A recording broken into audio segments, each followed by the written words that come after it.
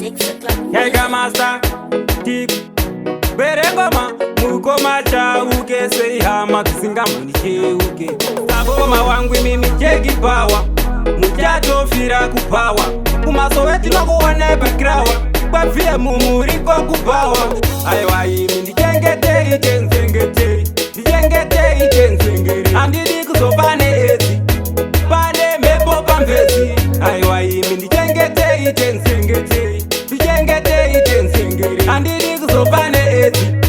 Pane mepo pambezi Kwere rinotanga ini ndichishanda Ndinopinda pakawanda wanda Bunza panda panyama panda Kana kumakasa ini ndinogwanda Ndakurwa manzi dzekufadza mafanzi Tererai msazoti hanzi Ngoma dzakudzipapanika panzi Ndotenda Mwari wandipa chanzi Aiwa imi ndichengetei chenzengete Ndichengetei chenzengere Handidi kuzopane ezi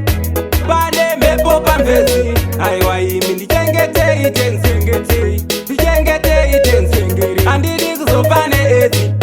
Pane mepo pambezi Ngoma wangu mimi cheki power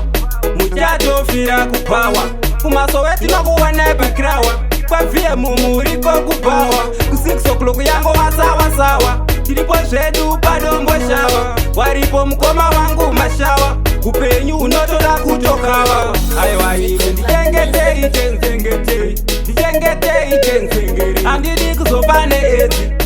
Pane mepo pambezi Aiwa imi ndichengetei chenzengete Ndichengetei chenzengere Handidi kuzopane ezi